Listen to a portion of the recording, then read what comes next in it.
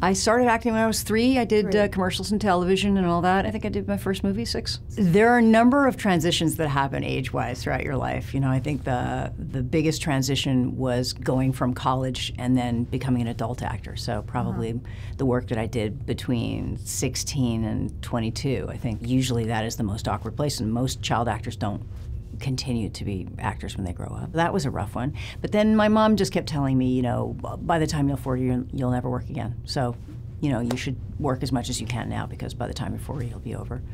That didn't really happen. The 50s are awkward for an actor, especially for an actress. People don't know what to do with you, and you don't know what to do with you. You're completely confused about what your relevance is in the world, and you just keep trying to compete with your past and who you used to be. And suddenly 60 is just the perfect thing that happens to you. 60, you suddenly realize you don't care about all the things that you cared about in your 50s, and you get to participate in the work in a much more character-driven way, and there's a kind of contentedness that you have. There's something about being the wise one in the room. It's so much more fun than anything else that I've done.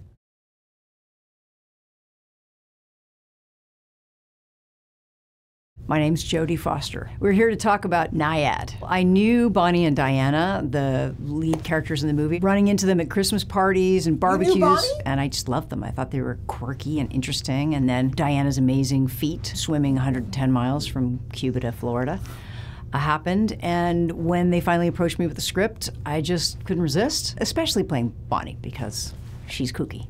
I like water. I love the ocean. I don't really like to swim. Don't really like to put my head under the water. So that was good. All I had to do was stand on the boat and scream at her. I do wear a lot of sunblock, although Bonnie does not believe in sunblock. Yeah, Diana says that Bonnie is a tanorexic, really? Which actually, if you take that apart etymologically, makes no sense.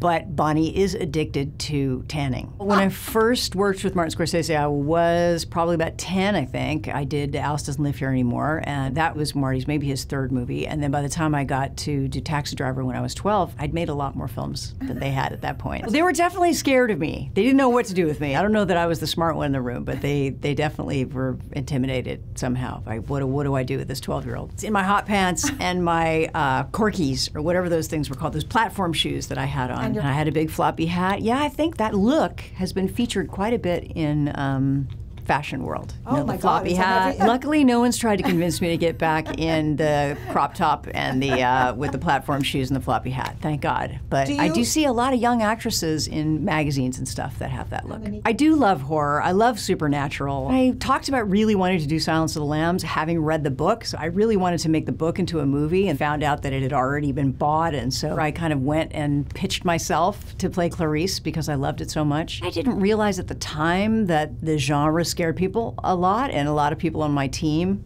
specifically my mother, wasn't really that keen on me doing Silence of the Lambs in the beginning. But the script was so magnificent that it was effortless. And we all did the best work of our life, but mostly just because the text was so good. That was really a surprise when Silence of the Lambs won all 5 of the top Oscars. I think it had only been done once before. Maybe it was One Flew Over the Cuckoo's Nest. We didn't anticipate it, and it was just such a crazy experience. There we all were backstage at the Oscars, kind of like sweating all over each other, and the guys in their tuxedos, and laughing. And I already had an Oscar, but I had an Oscar for a movie where I was the only one nominated, so it was a completely different experience. Are you kidding me? I'm a huge Halloween fan. I dress up every year. I dress up the house. We have things that blow air up, and the characters that swing around, and lots of like spinning spiders and things all over the house. Oh yeah, I'm into it. Big time. I was a Smurf for many years, and I kept my Smurf mask until it smelled really bad. I was Papa Smurf. Of course I was Papa Smurf, with the beard and the blue and the whole thing. I have a weird navigational skill where you can turn me around a whole bunch of times, put me in the subway, bring me out, but I always know where I am. I'm like Magellan. I have a Magellan gene. It's very useful to be somebody who can navigate, because I guess what I don't realize is that even though I'm talking or listening to music, or that there's some part of my brain that's always paying attention to where I am exactly in the universe, on the planet. I never get lost on set, but you know, I lose my keys, and I don't know where I put my phone and stuff like that. I am a Scorpio. And I'm such a Scorpio. Scorpios are strong, hypersexualized. They are attackers, and they're quite the fighter. So yeah, and they can be vindictive. That's me. Ready?